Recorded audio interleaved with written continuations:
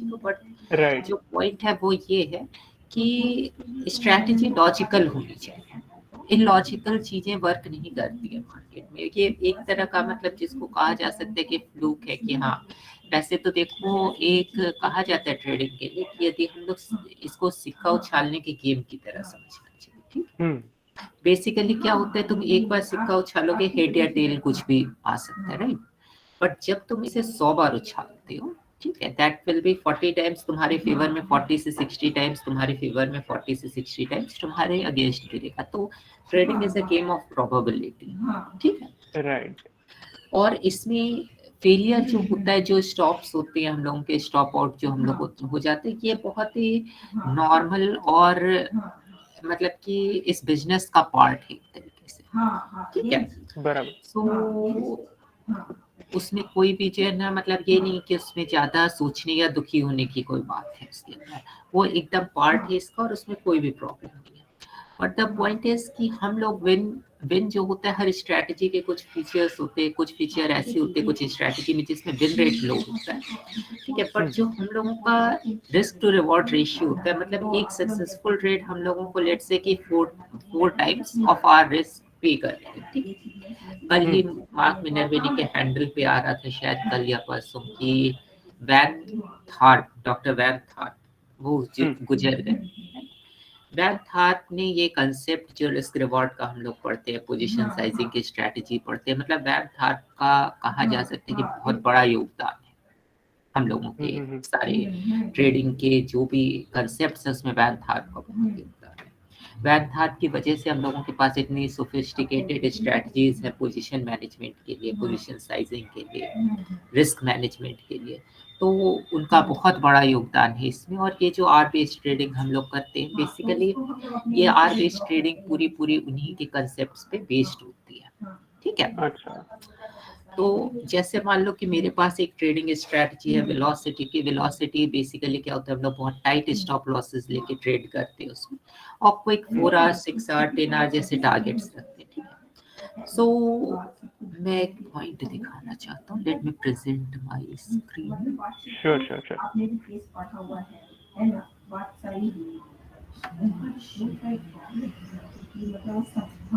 मैं तब तक सभी पार्टिसिपेंट्स को इस सेशन में वेलकम करता हूं, और अगर आप में से किसी को कुछ टेक्निकल इशू आ रहा है, सुनाई नहीं दे रहा है ठीक से, या फिर लैग आ रहा है, अगर ऐसी कोई भी दिक्कत है तो कृपया आप मतलब हमको बता सकते हो। एक गूगल मीट का एक सॉल्यूशन है इस पे, हैक बोलते हैं, तो आप थोड़ा एक बार मीटिंग लेफ्ट करके वापस ज्वाइन कर लो तो वो अपने आप रीसेट हो जाता है। एक बार तो शायद ये करना होगा। मेरी स्क्रीन दिख रही है? जी yes yes yes. So let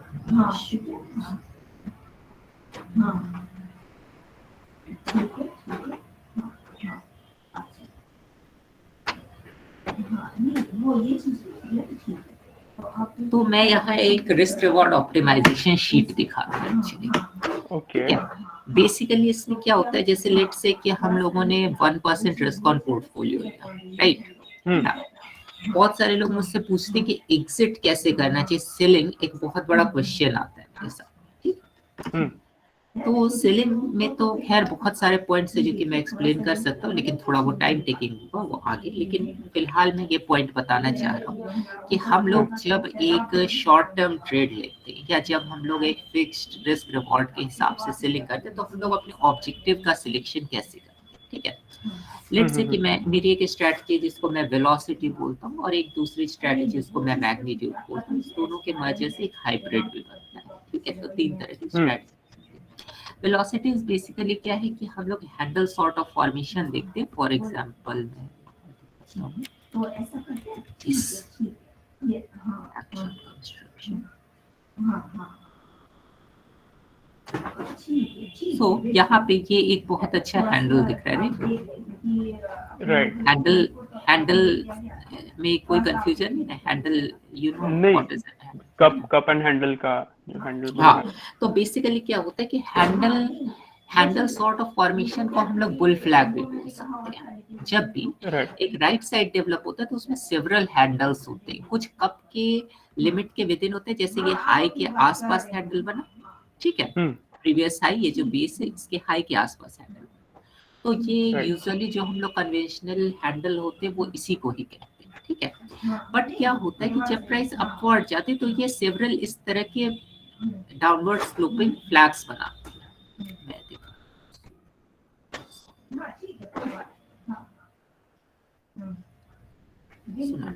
so this is a base breakout, right?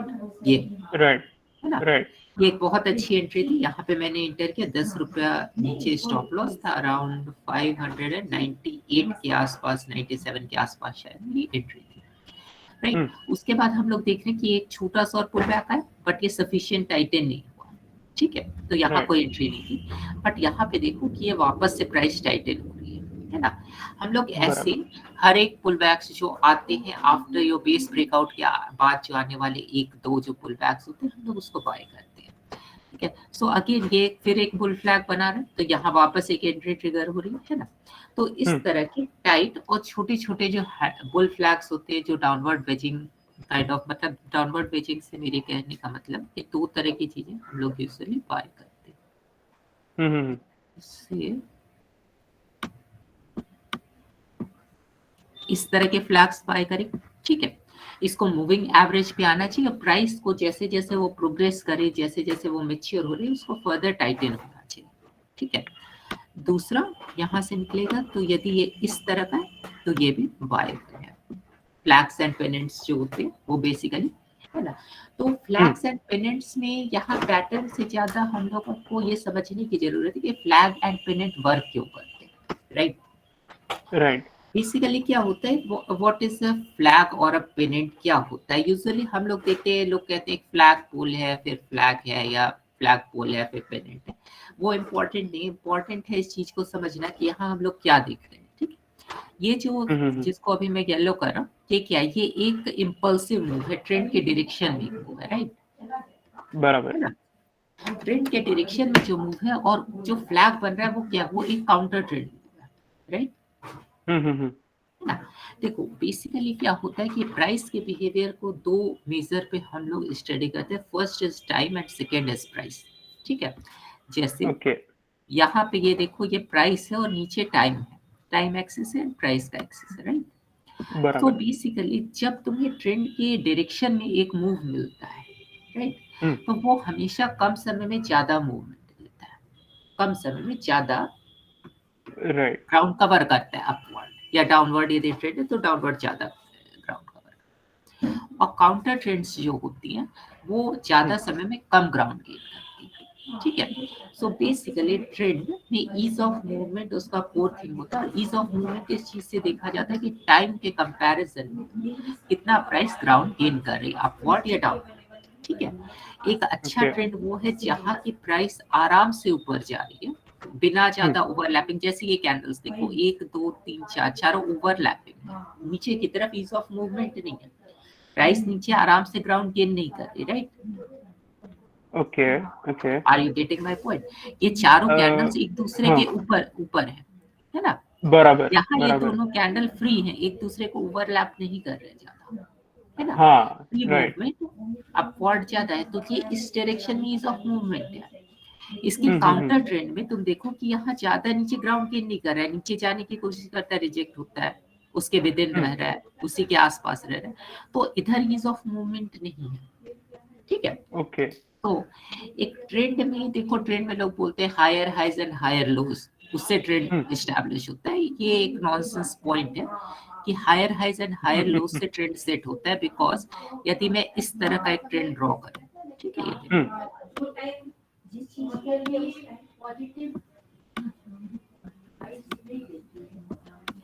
What kind of trend is this? हम लोग देख रहे हैं higher high and higher low बन रहा है, बट एवरी ब्रेकआउट के साथ स्टॉक कितना ऊपर ग्राउंड गेन कर रहा है, कुछ नहीं गेन कर रहा है, बराबर, है ना। सो ये ट्रेंड नहीं है, ये ट्रेंड नहीं है, it is a range, it is a range.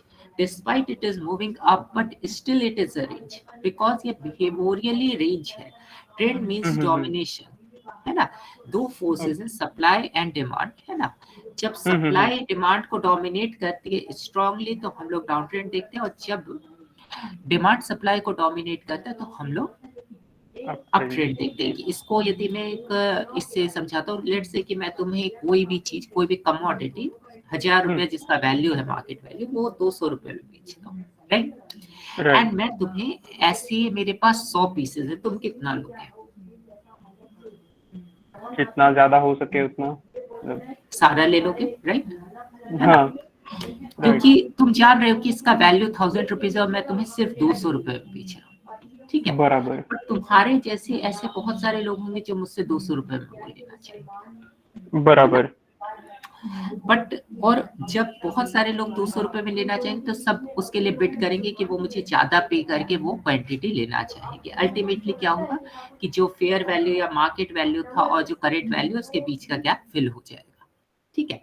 फिर कोई एडिशनल डिमांड नहीं बचेगी, राइट। यदि मैं तुम्हें 1000 रुपए की चीज 950 में बेचूं तो तुम कितना लोगे? ऑब्वियसली मार्जिन ज्यादा नहीं है, तो तुम देखोगे कि क्या उसमें तुम्हें बेचने में क्या दिक्कत है, कि लेना चाहिए नहीं लेना चाहिए, बराबर। इसी मनी बराबर। नहीं है, ठीक है। तो बेसिकली रेंज वो सिचुएशन है जहाँ इजी मनी नहीं है, जहाँ इजी फेयर वैल्यू, और फेयर वैल्यू इज जो एक कंपनी का वैल्यू होता है उसके करेंट एसेट प्राइस के अगेंस्ट प्लस जो उसके फ्यूचर ग्रोथ के अगेंस्ट जो प्राइस होता है वो फेयर वैल्यू होता है, ठीक है। सो बेसिकली फेयर वैल्यू के कंपैरिजन में तुम ये देखोगे कि तुम्हारे पास करेंटली स्टॉक कितने पे अवेलेबल है, ठीक है। इंस्टीट्यूशंस चार्ट बनाते जो हम लोग फॉलो करते हैं, राइट, बराबर, है ना। इंस्टीट्यूशंस चार्ट जो बनाते हैं वो वैल्यू देखते हैं, वैल्यूएशन सब चीज का कोर है, राइट। ट्रेडिंग के सारे कंसेप्ट का कोर वैल्यूएशन है, ठीक है। वैल्यू जहां होती है वहां ट्रेंड एस्टैब्लिश होता है, ठीक है। जहां वैल्यू नहीं है वहां ट्रेंड नहीं होता है। तो एक अप ट्रेंड ये शो करता है कि स्टॉक में जो ओवरऑल मार्केट पार्टिसिपेंट है वो मान रहे हैं कि इसके अंदर बहुत वैल्यू है अवेलेबल, है ना। और प्राइस को अपने फेयर वैल्यू में पहुंचने के लिए अभी काफी ग्राउंड कवर करना है, इसलिए प्राइस वन वे डोमिनेशन उसमें आता है कि सप्लाई जो है वो कम रहती है और उसके कंपैरिजन में डिमांड बहुत ज्यादा होती है, ठीक है। तो बेसिकली क्या होता है कि जब हम लोग एक अच्छा ट्रेंड देखते हैं तो हम लोग बेसिकली ये देखना चाहते हैं ease of movement. Ease of movement is nothing but कि हम लोगों का कम समय में प्राइस ज्यादा अपवर्ड डायरेक्शन जा रहा है अप ट्रेंड के अंदर, है ना, और ज्यादा समय लेके कम डाउनवर्ड मूवमेंट आ रहा है। यदि हम मेरा प्राइस 10 रुपए से 15 रुपए गया तो मेरा पुल बैक जो है वो 15 रुपए से सिर्फ 13 रुपए तक ही आया, है ना। तो तुम देख रहे हो कि तुम्हारा 60% मार्जिन बच गया काउंटर ट्रेड के बाद, ठीक है। फिर यहाँ से दिए, फिर ये गया यहाँ से 15 रुपए से 25 रुपए गया और पुल बैक जो हुआ उसमें वो 25 से 22 रुपए तक ही आया, ठीक है। सो बेसिकली हम लोग जब एक बुल फ्लैग देखते तो हम लोग देखते कि ट्रेंड कितना स्ट्रॉन्ग है और उसका काउंटर ट्रेंड उसके कंपैरिजन में कितना वीक है, ये एक अच्छा ट्रेंड एस्टैब्लिश करता है, ठीक है। बराबर। अब क्या होता है कि जैसे जब तुम नए नए स्टॉक में, तुम लोगों ने मिनर्विनी का कंसेप्ट पढ़ा है तो तुम लोग बेस के बारे में जानते हो कि बेस डेवलपमेंट स्टेजेस के बारे में जानते हो, स्टेज 1, बराबर, यस। सो मैं स्टेज के बारे में एक इंटरेस्टिंग डायग्राम दिखाना चाहता हूं। वैल्यू, सो देखो ये जो एक मैंने बनाया है एक्चुअली ये जो एक 4x4 का मैट्रिक है, ठीक है। इसको जब देखोगे तो इसमें मैं तुम्हें कुछ इंटरेस्टिंग थिंग बताना चाहता हूँ। इसमें मैंने best quality stock, high quality stock, worst quality stock and low quality stock, ठीक है। जहां available value for the underlying asset, यानी कि प्राइस अपने न्यू स्टेज 2 में होता है। मैं वैल्यू को, वैल्यू जिस तरह मेजर की जाती है उस तरह मेजर, वैल्यू मेजर की जाती है प्राइस टू अर्निंग्स रेशियो पे, बुक वैल्यू पे, कंपैरेटिव 5 ईयर के ईपी में सबसे जो लीस्ट पे है, ये सब मैं इन सबसे मेजर नहीं करता। वैल्यू बहुत हद तक देखो, सबसे पहले मार्केट टर्न, मार्केट के बाद न्यूज खराब होती है, न्यूज के बाद मार्केट में स्कैम्स निकलते हैं, स्कैम्स के बाद अर्निंग्स खराब होती है, ठीक है। और अर्निंग्स खराब होने के बाद जब पैनिक होता है तो फिर मार्केट वापस रिकवर करने लगता है। ये एक मार्केट का साइकिल है जो बेयर मार्केट में होता है, है Okay. तो अभी हम लोग क्या देख रहे हैं कि मार्केट टर्न हो रहा है, न्यूज अभी खराब आ रही है, ठीक है। आगे देखेंगे कि क्या कोई नया स्कैम निकलता है, जैसे लास्ट टाइम ILNFS का स्कैम निकला, PNB का स्कैम निकला, इस तरह की चीजें बराबर। ठीक है। सो द पॉइंट इज कि जब प्राइस एक स्टॉक की बहुत पिट जाती है, पूरा स्टेज 4 में चला जाता है, स्टेज 1 डेवलप करता है, तो वो अपने फेयर वैल्यू से चीप होता है, क्योंकि मार्केट को ओवर रिएक्ट करने की आदत होती है, ठीक है। बुलिश सिनेरियो में भी और बेयरिश सिनेरियो में भी मार्केट ओवर रिएक्ट करता है, ठीक है, अच्छी Okay. चीजों को भी और खराब सिचुएशंस को भी, ठीक है। तो जब क्या हुआ कि मैं तुम्हें एक एग्जांपल देता हूँ, 2019 में जुलाई 5 को गवर्नमेंट ने बजट पेश किया था। 2019 में हम लोगों का इलेक्शन ईयर था, तो न्यू गवर्नमेंट ने बजट पेश किया 5 जुलाई को, ठीक है। Okay. 5 जुलाई के बाद मार्केट में बहुत जबरदस्त गिरावट आई फॉर अप्रोक्सीमेटली 1 मंथ, ठीक है।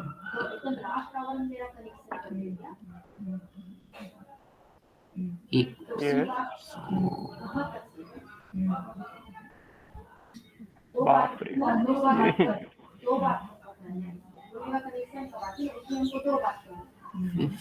जुलाई हो गया, 5 जुलाई, ठीक है। ये यहाँ से तुम देखोगे कि मार्केट में लगभग 1 महीने तक बहुत गिरावट आई, 15% हम लोग करेक्ट में 24 ट्रेडिंग डे के अंदर, ठीक है। मुझे याद है 5 अगस्त को मेरे एक फ्रेंड ने मुझे एक लेटर सेंड किया, जो उसने कोई एडवाइजरी ले रखी थी, कोई दिल्ली बेस्ड वैल्यू इन्वेस्टर थी उनकी, तो वो DIA में भी वो बहुत लेक्चर्स दिया करते थे, दिल्ली इन्वेस्टर एसोसिएशन में वैल्यू इन्वेस्टिंग को लेकर। उन्होंने 5 अगस्त को ये लिखा कि ये गवर्नमेंट जो है वो कुछ अच्छा नहीं कर रही है, और वो बहुत ज्यादा पेसिमिस्टिक है मार्केट को लेकर के, और वो अपनी Okay. सारी होल्डिंग्स जो कि वो ऑलरेडी 50% लॉसेस पे होल्ड कर रहे थे, 20%, 30%, 50%, सम इवन 70% तक डाउन थी, वो सारे को लिक्विडेट कर रहे हैं, ठीक है। Oh. ये है पैनिक, ये है पैनिक, ठीक है। जब हम लोग Okay. एक्सपेक्ट नहीं करते हैं कि एक बेयर मार्केट कभी बुल मार्केट में टर्न हो सकता है, तब वो एक्चुअली बुल मार्केट में टर्न होने के लिए वो राइट टाइम होता है, क्योंकि रिटेलर Okay. उस समय अपनी सारी पोजीशंस लिक्विडेट कर देता है, जिस तरह वो वैल्यू इन्वेस्टर ने किया, जबकि वैल्यू इन्वेस्टर को फर्दर बाय करना चाहिए। बट उन्होंने क्या किया कि उन्होंने सारी पोजीशंस लिक्विडेट कर दी, ठीक है। Okay. और उसके बाद फिर क्या हुआ कि उसके बाद उतना खराब टाइम कभी भी नहीं आया, फिर हम लोगों ने सितंबर से रिकवर करना शुरू किया, जैसे हम लोग क्लस्टर ऑफ ग्रीन डेज देख रहे हैं, 3 दिन ग्रीन, 3 दिन रेड भी आ रहा है, मतलब मोटा मोटी क्या था, एक फाइट का टाइम था, but post September situation better हो गई, ठीक है। सो बेसिकली वो एक मंथ जो था वो last leg of the fall था उस पेयर मार्केट का, है ना। तो यूजुअली क्या होता है कि जब तक सारी सप्लाई नहीं निकलती तब तक मार्केट में कभी भी रिकवरी नहीं होती है। रिकवरी हमेशा हम लोग अभी सोचते हैं, अभी मैंने अपने एक फ्रेंड से बात की, उन्होंने कहा कि जो है ना, मैं एक्सपेक्ट करता हूँ कि मार्च अप्रैल तक हम लोगों को वापस अच्छे ट्रेड मिलेंगे, सेल ऑफ तो हो गया। तो मैंने उनको कहा कि देखिए, मैंने जो 2018 में एक्सपीरियंस किया था, सेम सिचुएशन थी। बजट के डे से बहुत सारे मार्केट के जो प्रोलॉन्ग रन्स होते हैं वो बहुत चेंज होते हैं, जैसे बेयर मार्केट बुल मार्केट में टर्न हो सकता है, बुल मार्केट बेयर मार्केट में, यदि प्रोलॉन्ग मार्केट है तो बजट के डे से बहुत टर्न होता है। चिराग सर, एक मैसेज आया है, थोड़ा ये बैकग्राउंड नॉइज की वजह से कुछ स्टूडेंट्स को सुनाई नहीं दे रहा है। मुझे एक्चुअली व्हाट्सएप पे भी एक मैसेज आया था अभी। अच्छा, मैं बैकग्राउंड नॉइज के लिए करता हूं, ठीक है। तो एक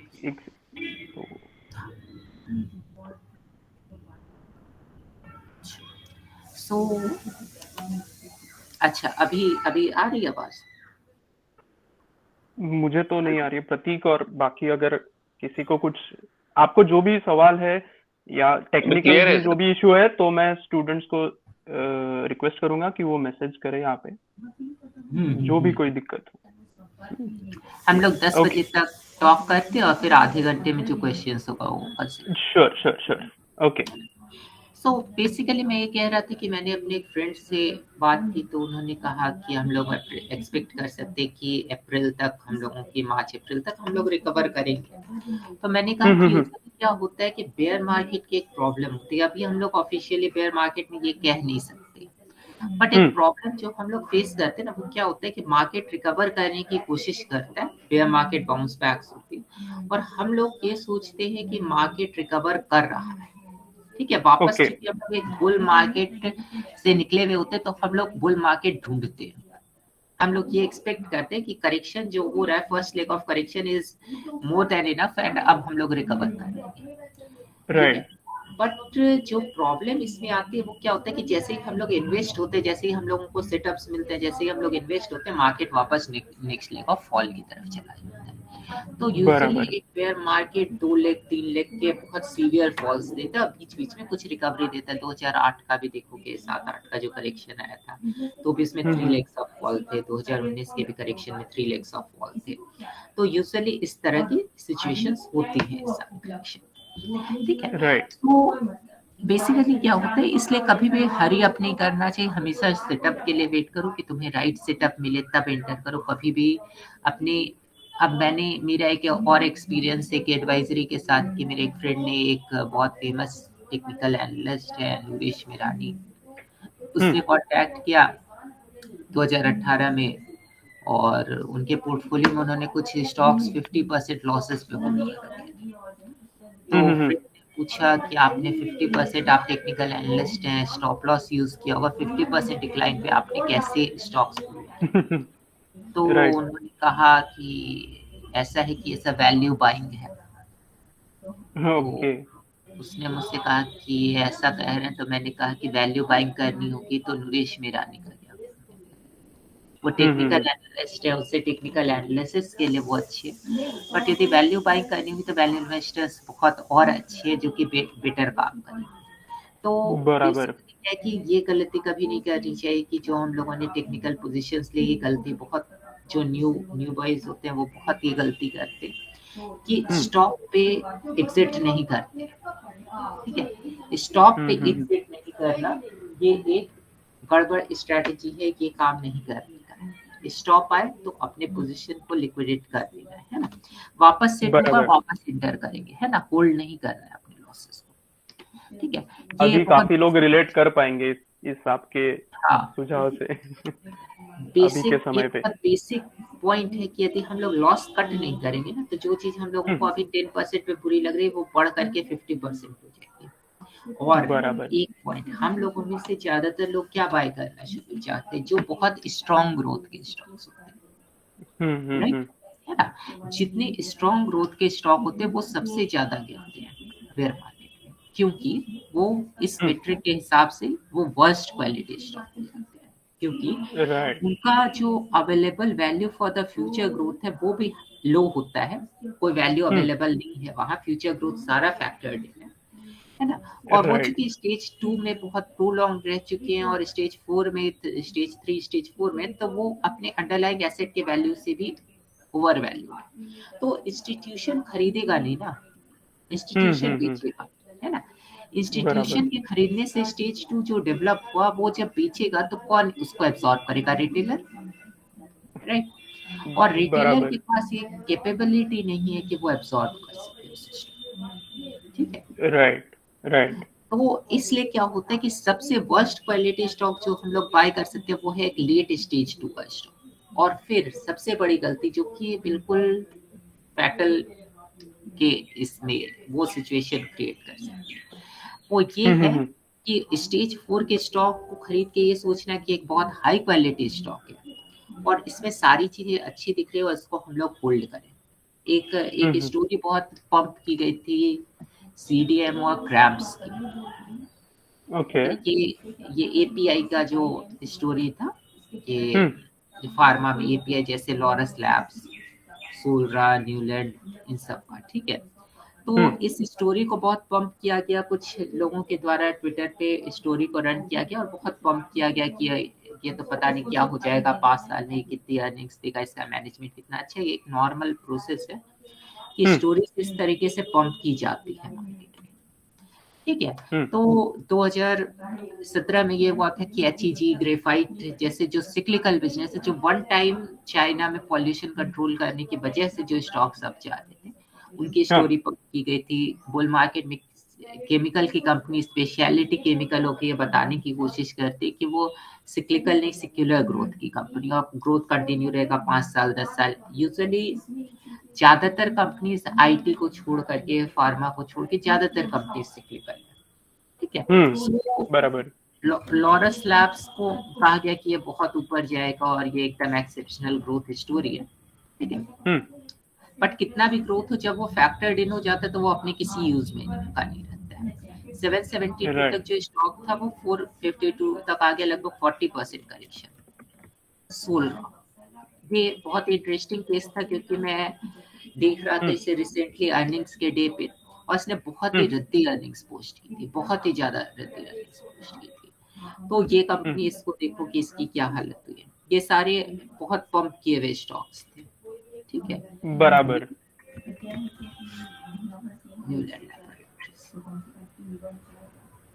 ये देखो, ये 2800 पे स्टॉक था, 1056 पे आ गया। अप्रोक्सीमेटली इसने अपनी 65% वैल्यू को इरोड कर दिया। बराबर। और कब किया? कोई बेयर मार्केट तो अभी आया ही नहीं, बेयर मार्केट अभी नहीं आया है ना। इसने वैल्यू इरोड किया है ड्यूरिंग द बुल मार्केट, है ना। सिर्फ लास्ट लेग ऑफ करेक्शन जो है वो अभी के करेक्शन में, रेस्ट इसने अपनी वैल्यू को बुल मार्केट में इरोड किया, ठीक है। सो द पॉइंट जो कि मैं कहना चाह रहा हूँ वो ये है कि स्टेज 4 के जो स्टॉक्स जब करेक्ट होने लगे अनयूजुअली, जब करेक्शन डीपर होने लगे, अनयूजुअल कैरेक्टरिस्टिक दिखाने लगे, और वो एक हाई ग्रोथ स्टॉक है, तो उसको हमेशा एग्जिट करना चाहिए। अपने स्टॉप लॉस को बहुत डिसिप्लिन के साथ फॉलो करना चाहिए। अदरवाइज क्या होगा, कैसे स्टॉक्स में ये नीचे जाता जाएगा, हम लोग बेचना नहीं चाहेंगे, और लास्टली क्या होगा कि वो जो डेली बेस्ड इन्वेस्टर थे उसकी तरह last leg of bear market में हम लोग अपनी रिमेनिंग क्वांटिटी को लिक्विडेट करेंगे, और इससे बड़ा फ्लो हम लोगों की अकाउंट पे आएगा।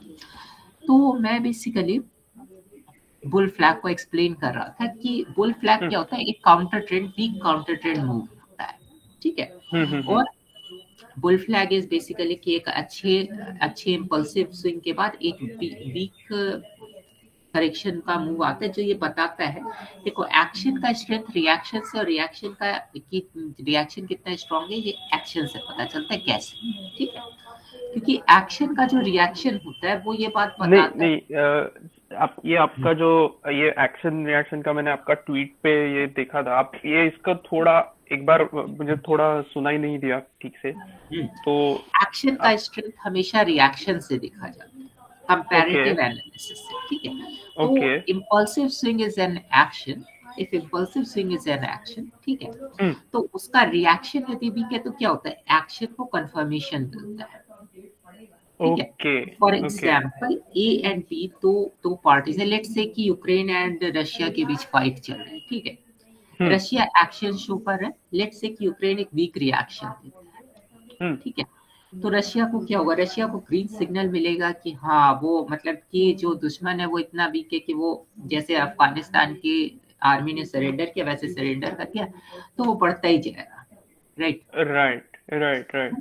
लेट्स से कि नाटो यहाँ एक बहुत वीक रिएक्शन देता है, तो क्या होगा, जो नाटो के जो देश है जिससे रशिया को प्रॉब्लम है और जिसकी सीमा रशिया से सटती है, रशिया उस पर भी अटैक करने का सोचेगा इन फ्यूचर, ठीक है। ऑन द ऑपोजिट हैंड यदि हम लोग देखें कि ये तो हो गया कि एक्शन को कंफर्मेशन रिएक्शन की वजह से मिल रहा है, तो बुल फ्लैग जो होता है वो हम लोगों के एक्शन को, जो हम लोगों का एक्शन है, जो हम लोग इम्पल्सिव स्विंग देख रहे हैं उसको कंफर्म करता है, बराबर। क्योंकि एक डायरेक्शन में ईज ऑफ मूवमेंट है और दूसरे डायरेक्शन में ईज ऑफ मूवमेंट नहीं है, ठीक है। ऑन द इस पॉइंट का जो सेकंड पार्ट था वो था कि रिएक्शन का स्ट्रेंथ एक्शन से पता चलता है, ठीक है। फॉर एग्जांपल यूक्रेन की आर्मी बहुत अच्छे से फाइट कर रही है रशिया, अपनी कैपिटल सिटी को डिफेंड करने के लिए, ठीक है, बराबर। इससे यूक्रेन के स्ट्रेंथ के बारे में क्या पता चलता है, रशिया एक बहुत ही माइटियर फोर्स है उसके सामने, 4x है ना। बट यदि आप अपने कैपिटल को इतना स्ट्रांगली डिफेंड करते हैं, है ना, तो रशिया ये समझ आएगा कि जो है ना, मतलब कि ऐसा नहीं है कि यूक्रेन इजीली गिव अप करेगा। तो रिएक्शन एक्शन के कंपैरिजन में देखा जाता है कि एक्शन कितना स्ट्रांग था, रशियन अटैक कितना स्ट्रांग था, और आपने उसको कितना स्ट्रांगली अपोज किया, राइट।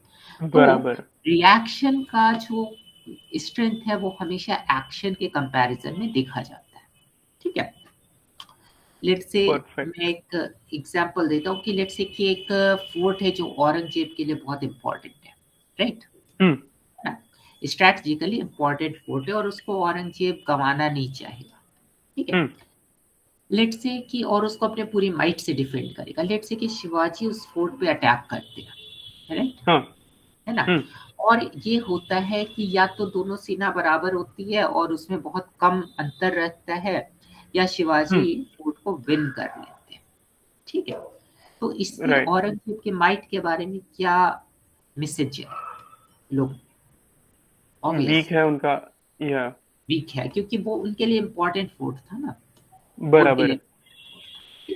तो हम लोग इस तरह के कंपैरेटिव एनालिसिस से एक प्राइस के कैरेक्टरिस्टिक को पता करते हैं। प्राइस का कैरेक्टरिस्टिक को पता करना यूजुअली क्या होता है कि यदि हम लोग अपनी जो थॉट प्रोसेस उसको थोड़ा सा ब्रॉड करें ना, और यूजुअली ये कोशिश करें कि थोड़ा सा डीप डाइव करके सोचें कि कोई चीज क्यों वर्क करे, what is the cause of the action, action का रीजन क्या है, ठीक है। तो हम लोग अपने आप को डेफिनेशंस में और रूल्स जैसे होते हैं, ये चीज देख लो कि ये स्टॉक इतना %, लेट्स से कि आप पढ़ रहे हैं मिनर्विनी की, ठीक है।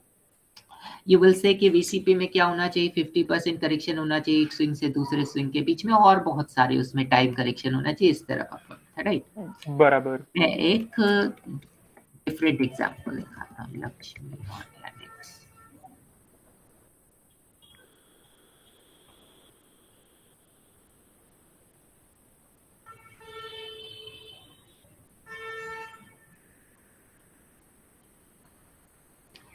ये बीसीपी है,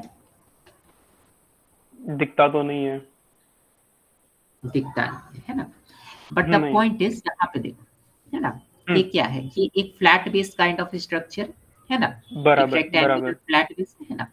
इस पॉइंट को ऑब्जर्व करो, ये last leg of the move, ठीक है। Okay.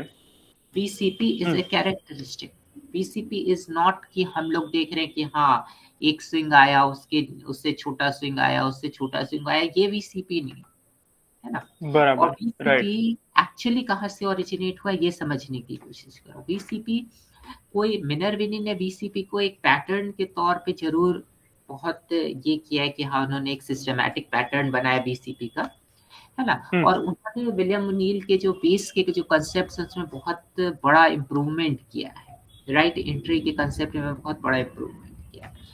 But the point is कि वोलेटिलिटी कंट्रैक्ट और एक्सपैंड होती है, ये एक मार्केट टेंडेंसी है, ठीक है।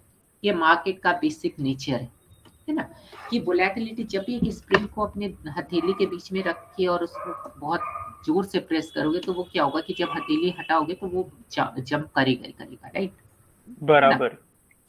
This is the same situation in BCP. Volatility contraction pattern को एक बार छोड़ दो, क्योंकि वो जो करना चाहते थे उसमें उन्होंने क्या किया कि वोलेटिलिटी कंट्रैक्शन कैरेक्टरिस्टिक यदि वो कहते तो लोग उनके पॉइंट को ज्यादा बेटर समझते। उसमें पैटर्न लगा देने से हम लोगों ने ये कर लिया उसको कि देखो ये बेसिक जो कंसेप्ट आया, जो भी हम लोग पढ़ते, ये निकोलस डार्वास बॉक्सेस ट्रेड किया करते थे, राइट।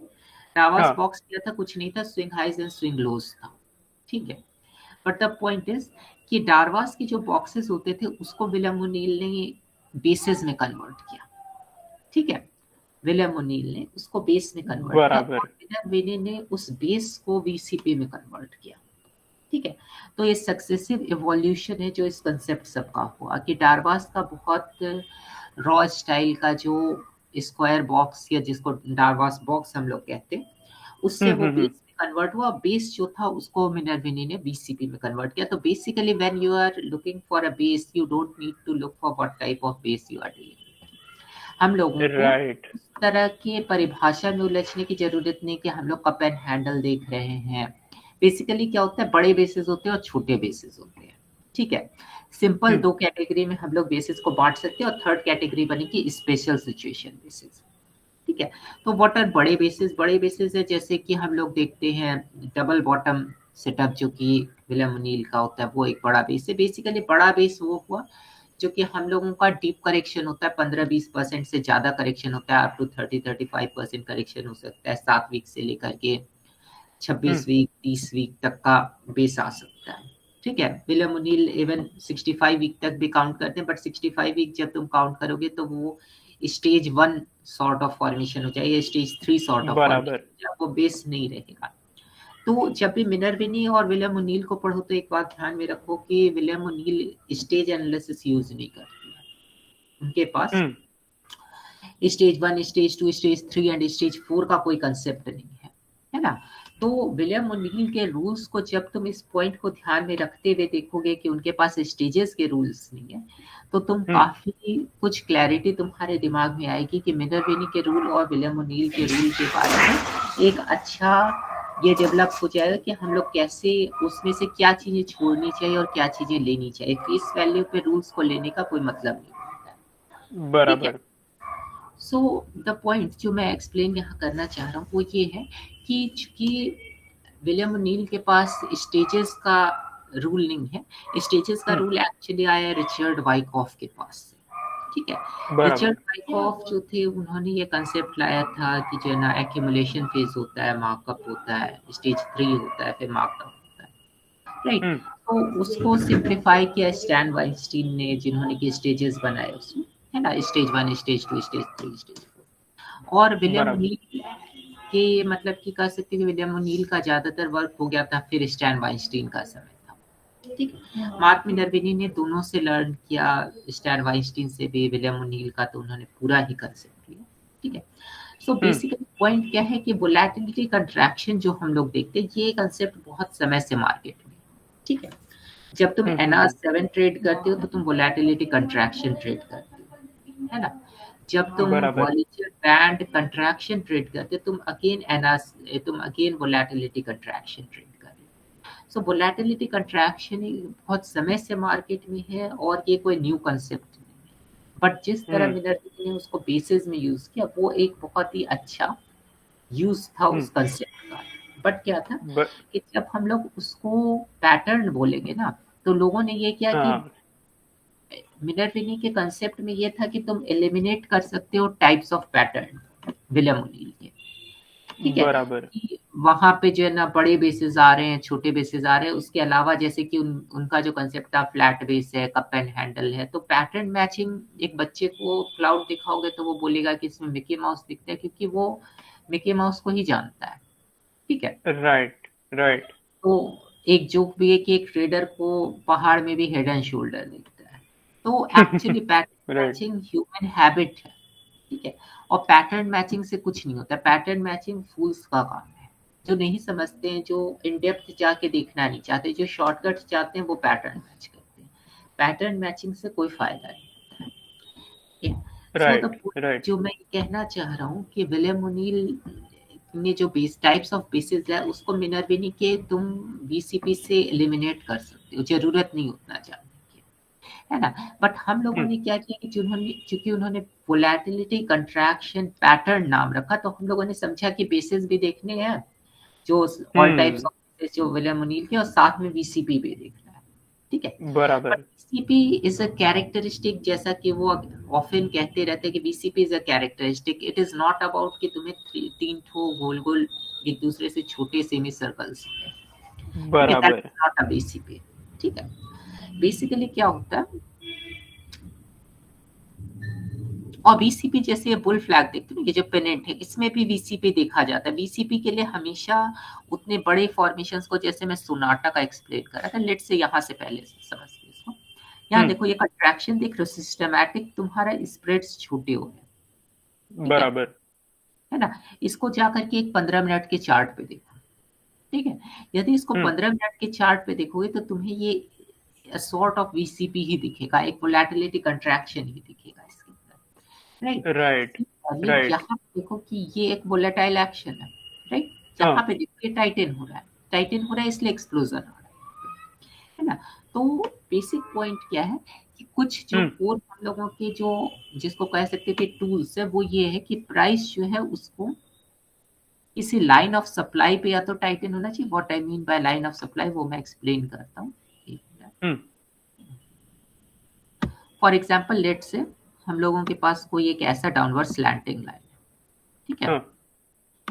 तो ये डाउनवर्ड स्लैंटिंग लाइन तब फॉर्म होती है जबकि मार्केट पार्टिसिपेंट इसके ऊपर अपने सेल ऑर्डर्स रखते हैं, ठीक है। यदि ऐसा विजिबल डाउनवर्ड स्लैंटिंग लाइन है और प्राइस उसके ऊपर इस तरह से टाइटन होती है, ठीक है।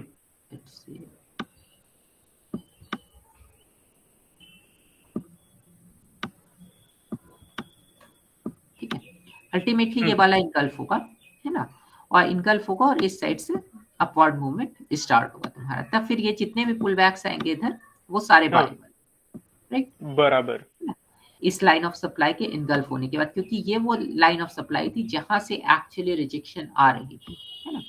मैं तो चार्ट ये टाटा स्टील में है शायद। अच्छा, देखता हूँ टाटा स्टील को भी। सो बेसिकली यहाँ लाइन ऑफ सप्लाई थोड़ी डिफरेंटली डेवलप हुई, वो इस तरह डेवलप हुई थी इनफैक्ट, ठीक है, क्योंकि थोड़ा डिफरेंट ये है क्योंकि यूजुअली हम लोग इन सारे पिक्स को मैच करते हैं, बट हम लोगों को यूजुअली एडजस्टेबल रहना चाहिए इस चीज को देखने के लिए कि हम लोगों के ट्रेंड लाइंस किस तरह जो मार्केट पार्टिसिपेंट्स हैं वो चीजों को फॉलो कर रहे हैं, बराबर। उस हिसाब से ट्रेंड लाइन से इमर्ज होती है। ये देखो, ये सेकेंड लाइन ऑफ सप्लाई थी यहाँ पे, है ना। BSC एक अच्छी लाइन ऑफ सप्लाई ये बताती है कि तुम्हारा जो ट्रेंड है वो मैच्योर हो रहा है, वो और वो एक सस्टेनेबल एडवांस देगा। जैसे ये एक प्रॉपर लाइन ऑफ सप्लाई थी, यहाँ ब्रेकआउट है, और इस ब्रेकआउट का कैरेक्टरिस्टिक यदि यहाँ से यहाँ तक के एक्शन को देखो और इस ब्रेकआउट को देखो तो वो बहुत डिस्टिंक्ट है, बहुत डिफरेंट है ये वाला कैरेक्टरिस्टिक, राइट। ये कैंडल और डिफरेंट है इधर जितने भी कैंडल्स हैं उसमें से, ठीक है। उसके बाद हम लोगों ने एक सेकेंड रेजिस्टेंस लाइन देखी जहां से कंसिस्टेंट रिजेक्शन था, यहाँ रिजेक्शन, यहाँ रिजेक्शन, यहाँ रिजेक्शन, बराबर। अल्टीमेटली यहाँ पे ब्रेकआउट आया, है ना। फिर हम लोगों ने यहाँ देखा कि यहाँ पे प्राइस टाइटन हो रही है, यहाँ ब्रेकआउट है, ये सारे बायबल पॉइंट्स हैं, ठीक है। ये बायबल है यहाँ, ये बायबल है यहाँ, है ना। तो ये सारे, और इवन यहाँ पे मैं इसे इंट्राडे देख रहा था, उस समय मैं थोड़े लीगल लफड़े में व्यस्त था तो मैं ऐसे ट्रेड नहीं कर पाया, बट ये एक बहुत अच्छा ब्रेकआउट था जो कि यहाँ पे इमर्ज हुआ। ये भी एक अच्छा वायबल ब्रेकआउट है, ठीक है। सो द पॉइंट इज कि लाइन ऑफ सप्लाई के ऊपर जब प्राइस टाइटन होती है तो वो एक्चुअली एक प्रॉपर VCP फॉर्म करती है, और ये VCP बहुत सारे कॉन्टेक्स्ट में फॉर्म हो सकती है। जैसे मेरा कंसेप्ट था 200 MA as line of least resistance, ठीक है। मैं यहाँ कुछ इंटरेस्टिंग चार्ट्स दिखाता हूँ। सबसे पहले अंबिका कॉटन का चार्ट। सो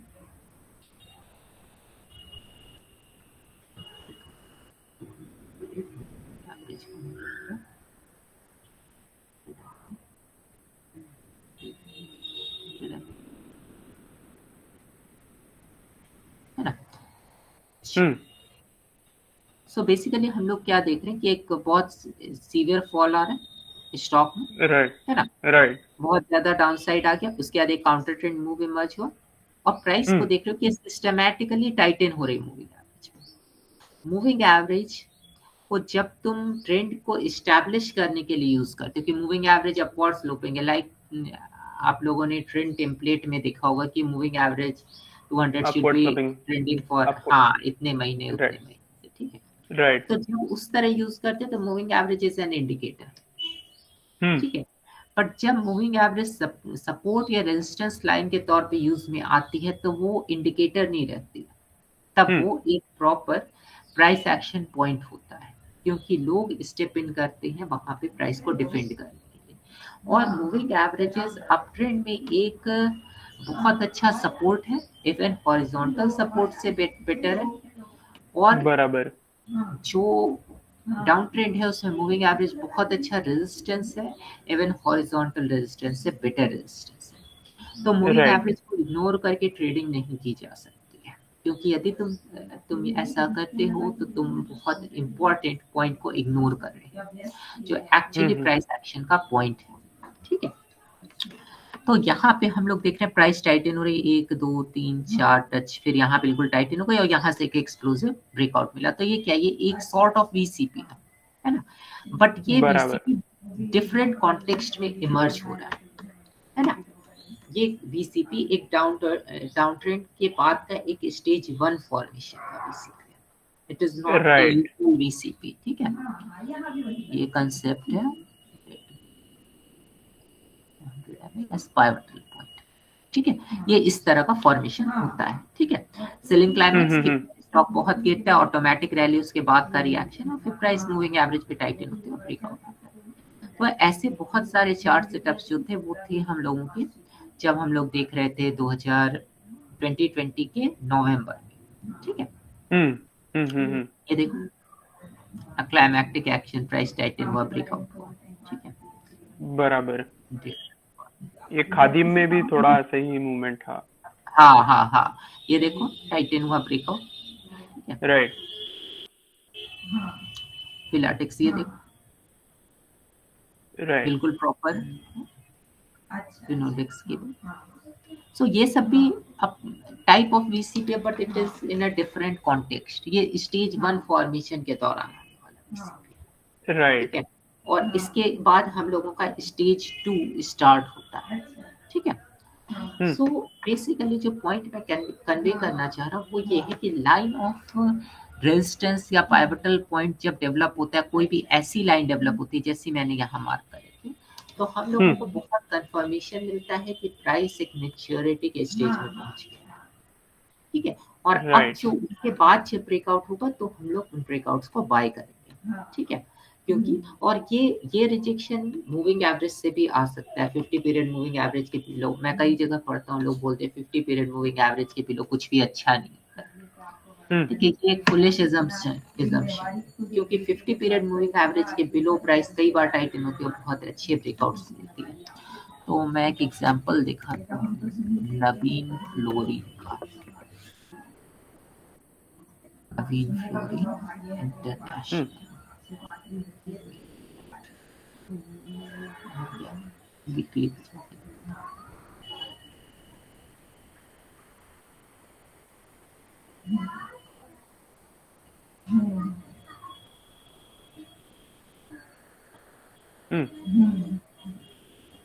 यहाँ पे मैं तुम्हें डेली टाइम फ्रेम पे दिखाता हूँ इस एक्शन, ठीक है। बेसिकली इस एक्शन को हम लोग इंटरप्रेट कैसे करेंगे, ठीक है। हम लोग देख रहे हैं इधर एक बेस बनता है ना, ब्रेकआउट होता है, सस्टेन नहीं करता है और फिर वो वापस सेल ऑफ में चला जाता है प्राइस, राइट। अब तुम देख रहे हो यहाँ पे एक बहुत बड़ा डिक्लाइन आता है जो रिकवर होके बंद होता है, कुछ डिमांड है, हम लोगों ने एक लाइन ड्रॉ कर दिया, ठीक है। ये बुल का फोर्ट है, ये बुल इस लाइन को डिफेंड कर रहा है, यहाँ से डिमांड आ रही है अगेन, ठीक है। बराबर। बुल की तरफ देखो कि 50 रिजेक्ट कर रहा है, 50 बेयर का फोर्ट है, यहाँ से बेयर प्राइस को रिजेक्ट कर रहा है कंसिस्टेंटली, 1 2 3 4 5 कंसिस्टेंट रिजेक्शन, ठीक है। बराबर। अब क्या होता है कि ये प्राइस जो है वो टाइटन होती है, दोनों के बीच फाइट चलती है, बुल फोर्ट और बेयर फोर्ट के बीच में, कि किसके पास ज्यादा ऑर्डर्स, ठीक है। अल्टीमेटली क्या हो रहा है कि यहाँ से हम लोगों को एक पॉकेट पाइवट यानी एक डिसीजन मिलता है, डिसीजन का कैंडल मिलता है। पॉकेट पाइवट जो लोग नहीं जानते, ये Gil Morales and Chris Kacher, जो कि बिल ओनील के डिस्पल्स थे, उनके पोर्टफोलियो मैनेजर, उनका एक कंसेप्ट है।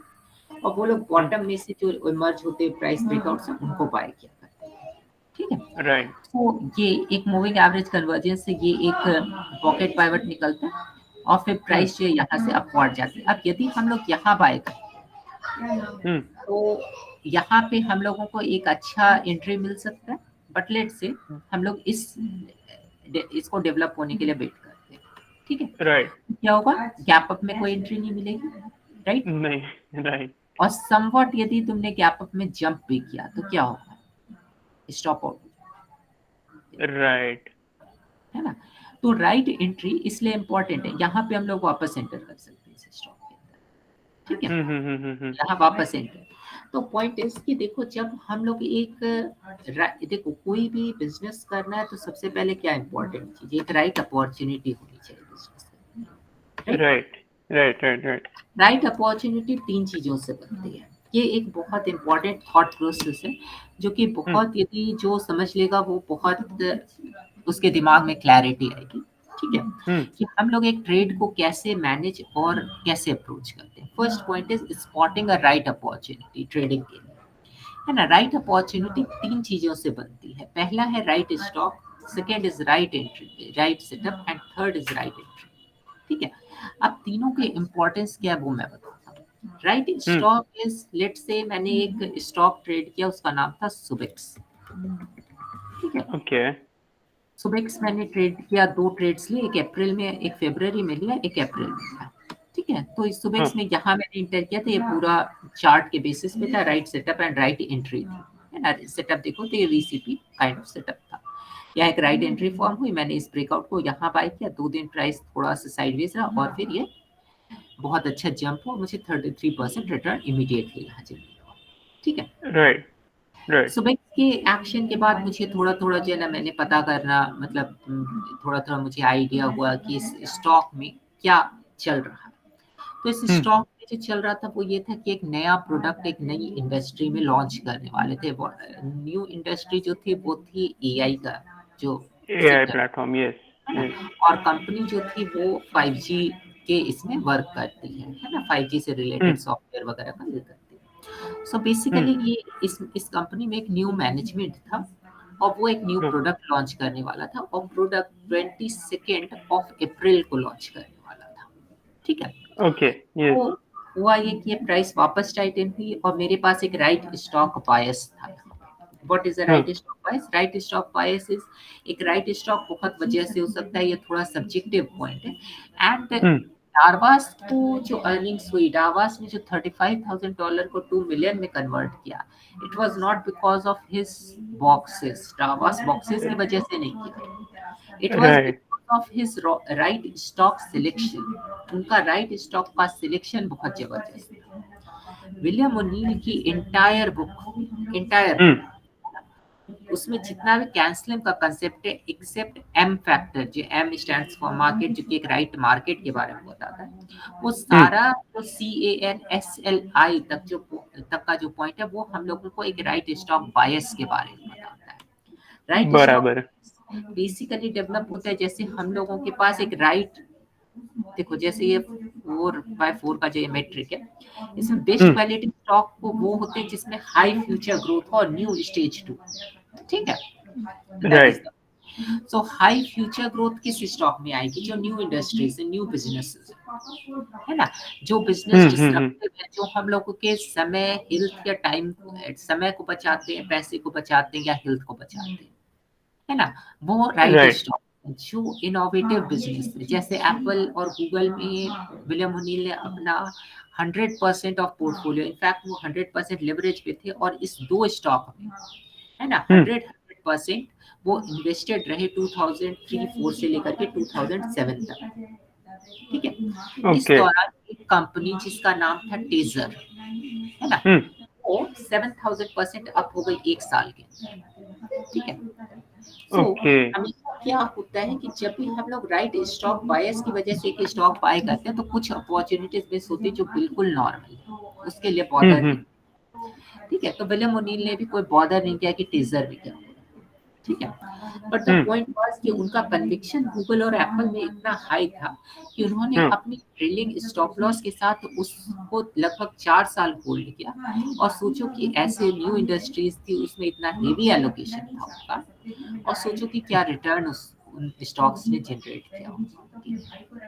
राइट, बराबर बराबर, एप्पल में क्या स्टोरी थी? स्टीव जॉब्स वापस आए थे 1998 1997 में, उनको निकाल दिया गया था एप्पल से, उसके बाद वो वापस आए थे। एप्पल में तो एक न्यू मैनेजमेंट था, उन्होंने एक न्यू प्रोडक्ट लॉन्च किया जो कि था आईपॉड, राइट, और वो उस कंपनी का इन्फ्लेक्शन पॉइंट था। तो वहाँ available value for the future growth बहुत हाई थी, और स्टॉक न्यू काफी पिटा हुआ स्टॉक था क्योंकि वो टर्न अराउंड हो रहा था, तो वो available value for underlying assets भी उसमें काफी थी।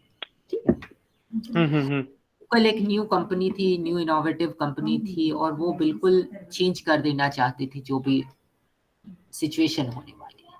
ठीक है, राइट, एक पॉइंट ध्यान में रखने का क्या है कि हम लोग एक्ट फैक्ट पे नहीं करते, हम लोग एक्ट र्यूमर पे करते हैं। ठीक है, हम लोग स्टोरी से हमने लास्ट एक्ट चिराग, ये लास्ट का सेंटेंस क्या था?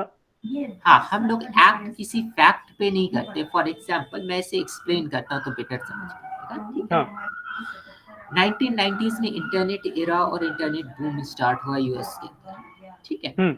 तो इस इंटरनेट एरा के दौरान बहुत सारी कंपनी थी जिसने बहुत अच्छे रन जनरेट हुए जिसमें, ठीक है? लोगों को ये पता नहीं था, लोगों को लगता था एक समय याहू का बहुत डोमिनेशन था, एक समय अमेरिका ऑनलाइन का बहुत डोमिनेशन था। आज ये दोनों कंपनीज कहाँ एग्जिस्ट नहीं करती है, बराबर। मर्जर हो चुका है, दोनों खत्म हो चुके हैं। आज के डेट में जो एक्चुअल लीडर्स जो इमर्ज हुए हैं वो कौन है? वो है Google, Amazon, Apple. Apple internet based company नहीं, बट गूगल एंड अमेजॉन ये दो रियल बेनिफिशियरी निकले, है ना?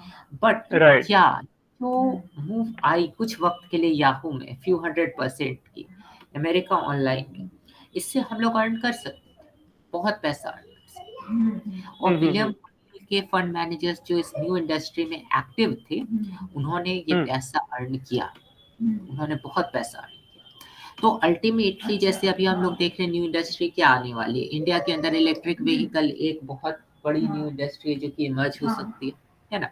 लास्ट में बेनिफिशियरी कौन होगा कोई नहीं जानता है। हर कंपनी उसके अंदर अपने ग्रोथ को तलाश रही है ना? कोई भी जानता है कि लास्ट विनर कौन होगा इसमें से, ठीक है? सो ऐसा पॉइंट है कि जब तक जो स्टॉक मूव कर रहा है, फॉर एग्जांपल सोना कॉमस्टार, ये एक मेरा बड़ा विनर रहा लास्ट। ये आपने कुछ आईपीओ बेस्ड ब्रेकआउट का आईपीओ बेस्ड कैंडिडेट, हाँ, तो मैंने यहाँ पे बाय किया था स्टॉक को 388 पे, ठीक है?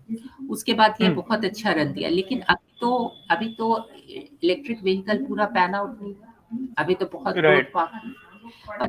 ये स्टॉक का कैरेक्टरिस्टिक खराब हो रहा है तो इसको होल्ड करने का कोई काम नहीं, हम लोग एग्जिट कर जाएंगे, वापस सेट होगा तो देखेंगे, है ना? क्योंकि ये अपने फ्यूचर ग्रोथ को काफी प्राइस्ड इन कर चुका है इस सिचुएशन में, somewhere between high quality and worst quality stock, तो एक लो प्रोबेबिलिटी ट्रेड, ठीक है? तो राइट स्टॉक बायस, जब हम लोगों को लॉन्गर टर्म के लिए स्टॉक को होल्ड करना तो राइट स्टॉक बायस बहुत इंपॉर्टेंट होता है जब हम लोग पोजिशनल ट्रेड्स लें, ठीक है? राइट सेटअप इसलिए इम्पोर्टेंट है क्योंकि देखो जैसे मेरे कुछ फ्रेंड्स थे, उन्होंने क्या किया कि उन्होंने यहाँ पे इस स्टॉक को, उनको राइट स्टॉक बायस था, उन्होंने यहाँ मेरे साथ बाय किया, लेकिन इस करेक्शन में उन्होंने बेच दिया, ठीक है? क्योंकि उन्होंने स्टडी नहीं की थी, मैंने आईपीओ बेस की स्टडी की थी, मेरे पास कन्विक्शन था, उनके पास कन्विक्शन नहीं था, कोई प्लान भी नहीं था, ठीक है? उन्होंने बेच दिया और उसके बाद फिर यहाँ जब करेक्ट हुआ तो ये फर्स्ट 10% डाउन डे पे इन्होंने बाय कर लिया, क्योंकि स्टोरी बहुत ओवर हाइप की गई थी, स्टोरी बहुत ओवर हाइप थी, उन्होंने बाय कर लिया। और उसके बाद लेट्स से कि तुम्हारे पास एक स्टॉप लॉस है 8% की, ठीक है?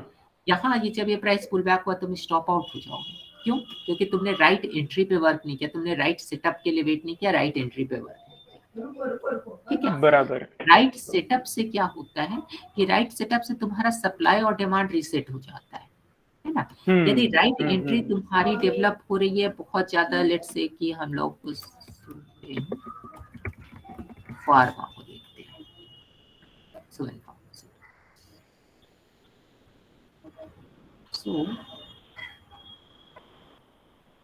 है ना? ये देखो कि ये यहाँ से मूव इमर्ज हुई थी अर्निंग्स के बाद, है ना? यहाँ एक राइट एंट्री थी, यहाँ एक राइट एंट्री थी, ये दोनों चूंकि हम लोगों की इमर्जेंस के जस्ट बात थी तो दोनों बाय हुई थी, है ना? बट यहाँ पे एक अच्छा बेस नहीं है ना? यदि हम लोग इंटर करते हैं, इंटर कर सकते हैं, छोटा अर्न कर सकते हैं ना? और यहाँ पे भी तुम देखो कि कोई प्रॉपर सेटअप नहीं, अब ये एक्सटेंड हो चुका है अपने बेस से, ये जो बेस था इससे प्राइस दूर निकल चुकी है और यहाँ पे कैरेक्टरिस्टिक वोलेटाइल हो रहा है, ठीक है? राइट। तो यहाँ पे ना तो एक राइट एंट्री है ना एक राइट ये बिल्कुल भी नहीं, सेटअप भी नहीं। तो सेटअप से क्या होता है, सेटअप के बाद राइट एंट्री आती है और सेटअप के बगल के जो दो फर्स्ट राइट एंट्रीज होती है उस पर एंटर करना चाहिए।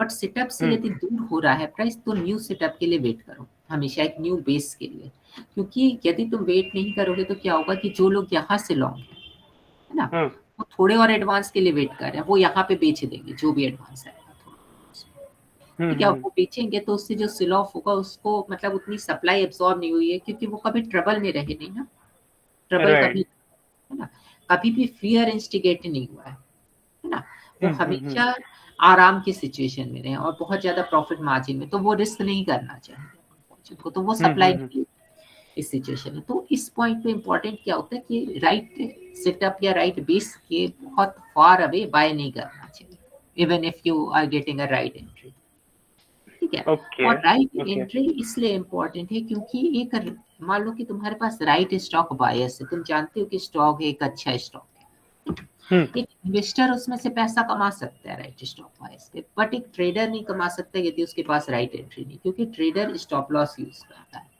ना, बराबर। फुल मार्केट के अंदर हम लोगों का सबसे बड़ा एनिमी स्टॉप लॉस होता है। ये बहुत कॉन्ट्राडिक्ट करेगा जो बिलीव्स हैं, बट मैं तुम्हें सही बात बता रहा हूँ कि स्टॉप लॉस एक बहुत बड़ा एनिमी है।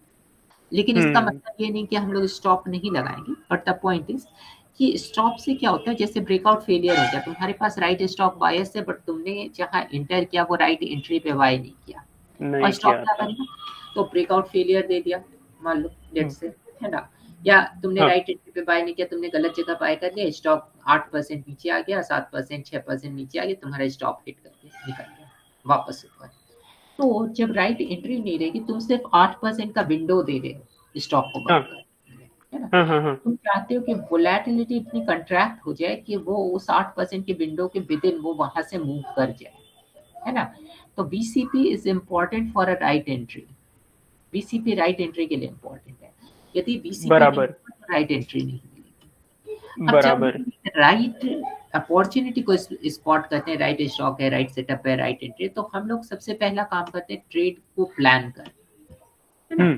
Trade planning is risk management, है ना, trade planning is position sizing, है ना, पोजीशन साइजिंग, और आर बेस्ड यदि टारगेट्स रखते हो या टारगेट्स जो होंगे, टारगेट्स इज अनदर, ठीक है।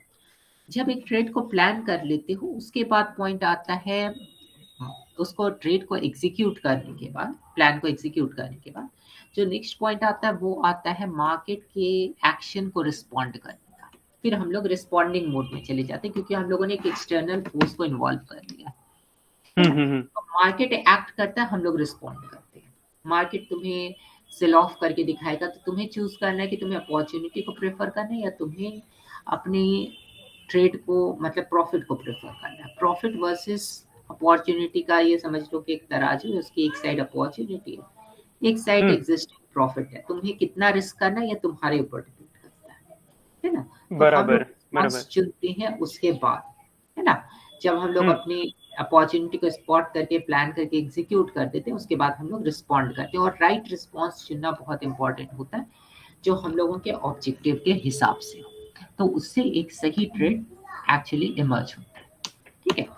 राइट। तो ये सब बेसिक पॉइंट था जो मैं एक्सप्लेन करना चाह रहा था, ठीक है। बेस्ट क्वालिटी स्टॉक वो है जो कि न्यू इंडस्ट्री, जहां राइट स्टॉक बायस बहुत स्ट्रांग है और वो न्यू स्टेज 2 में। हाई क्वालिटी वो है जहां राइट स्टॉक बायस है बट स्टॉक स्टेज 2 के मिड में है ना, समवेयर थोड़ा मूव कर चुका है। वर्स्ट क्वालिटी वो है जो कि लेट स्टेज 2 में है, ठीक है। जो लेट स्टेज 2 में, that is the worst quality stock, क्योंकि वो दोनों को फैक्टर इन कर चुका है, वो गिरेगा तो बहुत बुरा गिरेगा, है ना।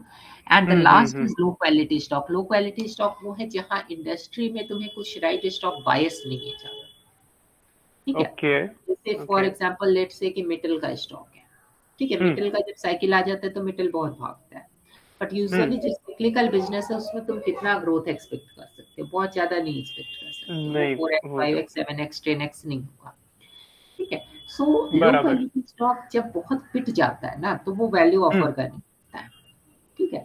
वो वैल्यू ऑफर करने लगता है तो वो स्टेज 2 में चला जाता है, बट वो स्टेज 2 को सिर्फ सेटअप के बेसिस पे ट्रेड करो, उसमें पोजिशनल बहुत बड़े ट्रेड्स लेने की कोशिश करो, बहुत बड़े ट्रेड्स ज्यादातर रिसर्च ओरिएंटेड बिजनेस में लो, जहाँ की तुम्हारे पास माइंड शेयर है, मार्केट शेयर है, इंटेलेक्चुअल प्रॉपर्टी राइट्स हैं, जैसे पेटेंट वगैरह है, जो रिसर्च फोकस्ड कंपनी, इस सब में तुम ये लो पोजिशनल ट्रेड्स ज्यादा लेना प्रेफर करो, है ना, जहाँ मोनोपोली बिजनेस है ना।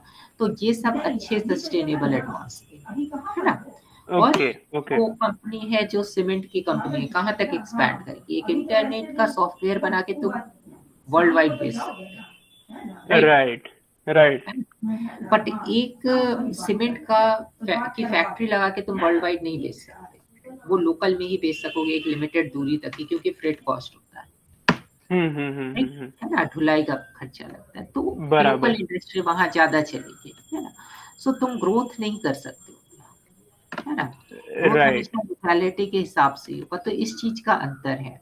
ओल्ड इकोनॉमी के स्टॉक हमेशा चीपर प्राइस्ड किए जाएंगे न्यू इकोनॉमी स्टॉक के साथ। ये एक ट्रुथ है जो कि हम लोगों को ध्यान में रखना चाहिए। अच्छा, तो इस तरीके से हम लोग इस 4x4 मैट्रिक में ये देखते हैं कि हम लोग किस तरह के स्टॉक से डील कर रहे हैं, ठीक है। बराबर मैं यहाँ बराबर ये कहना चाह रहा था कि यूजुअली हम लोग एक ऑब्जेक्टिव डिफाइन करते हैं, जैसे कि मैं बहुत टाइट स्टॉप लॉस के साथ ट्रेड करता हूँ तो 0.35% स्टॉप लॉस, ठीक है, 0.35%। बट इतना tight stop loss, okay okay 0.35 risk on portfolio, stop loss usually 1%, 0.5%, 1.5%, ठीक है। सो बेसिकली मेरा ऑब्जेक्टिव रहता है 2+ रिटर्न ऑन पोर्टफोलियो जनरेट करना विद इन 4-5 डेज, ठीक है। तो मैंने इसमें से एक high probability exit strategy choose कर ली कि हाँ मैं 4 आवर पे, 6 आवर पे, 10 आवर पे एग्जिट करूंगा, ठीक है। तो 10 आवर इन 1.5% स्टॉप लॉस के ट्रेड के साथ 10 आवर इज 15% ऑफ, ठीक है। यूजुअली क्या होता है कि यदि और टाइट है 1% है तो 10% इज इजीली अचीवेबल, ठीक है। तो जब हम लोग इस तरह ट्रेड करते हैं तो यूजुअली हम लोग 2.33% अप्रॉक्स उसमें से गेन कर लेते हैं। लेट्स से कि कुछ कमीशन वगैरह लग गया तो भी 2.25% तुम्हारे पास बचेगा ही बचेगा हर हाल, ठीक है। That is 6 times your risk, 6.5 times your risk, absolutely. एक विनिंग ट्रेड 6 लूजिंग ट्रेड को फंड कर सकता है, बराबर बराबर। That is the edge in this strategy, है ना।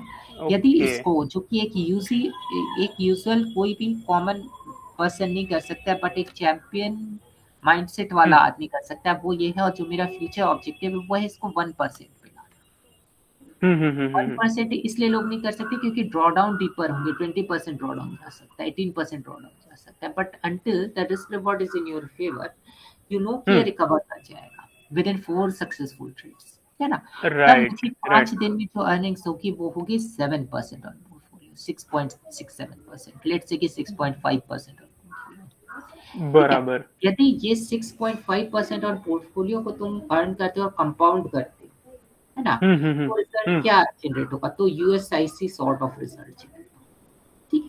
स्ट्रैटेजी में 50% ऑफ ट्रेड्स ब्रेक इवन होते हैं, 2 रुपया ऊपर 2 रुपया नीचे, विन या लॉस कोई मैटर नहीं करता है ब्रेक इवन, राइट। रिमेनिंग जो 50% के बाद जो 30% है, लेट्स से दे आर लूजर्स, है ना, बट जो 20% ट्रेड्स हैं जो सक्सीड कर गए, वाकई अपने टारगेट्स पे पहुंचे, वो तुम्हें इतना एनॉर्मस रिटर्न जनरेट करके देंगे जो तुमने कभी एक्सपेक्ट भी नहीं किया, बराबर। वो एज है, ठीक है। हम लोग विन रेट ओवरऑल पे देखते हैं, जहाँ थोड़ा सा ऊपर थोड़ा सा नीचे तो भी विन रेट कैलकुलेट करते हैं, बट वो एक गलत तरीका है। Absolute winner is a different thing, and क्योंकि हम लोगों के हर ट्रेड्स ऑल और नथिंग नहीं होता है कि स्टॉप हिट होगा या टारगेट हिट होगा, ऐसे सारे trades, okay. So this is the point कि इस तरीके से हम लोग ऑब्जर्व करके देखते हैं कि कितने आर पे रिटर्न, राइट। कुछ क्वेश्चंस थे सर? हाँ। अच्छा।